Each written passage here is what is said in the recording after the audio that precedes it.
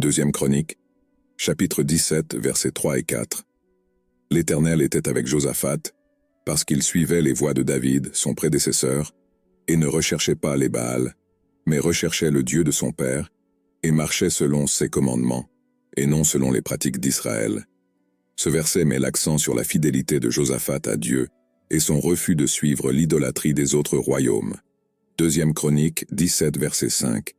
C'est pourquoi l'Éternel a établi le royaume entre ses mains, et tout Juda lui a donné des dons, de sorte qu'il eut richesse et gloire en abondance.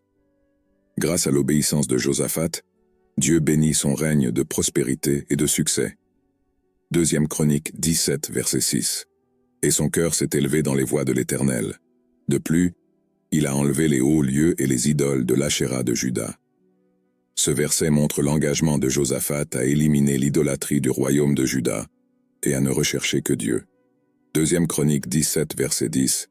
Et la crainte de l'Éternel vint sur tous les royaumes du pays environnant, lorsqu'ils apprirent que l'Éternel avait combattu contre les ennemis d'Israël. La fidélité de Josaphat à Dieu et sa direction pieuse ont apporté le respect et la crainte de Dieu dans d'autres royaumes autour de Juda. Deuxième Chronique 20, verset 3. Alors Josaphat eut peur, et il se mit à chercher l'Éternel, et il proclama un jeûne dans tout Juda. Face à une menace d'invasion, Josaphat a cherché Dieu dans la prière, et a appelé le peuple à jeûner et à demander l'aide divine. Ces versets mettent en évidence le règne de Josaphat comme un exemple de leadership pieux et de confiance en Dieu.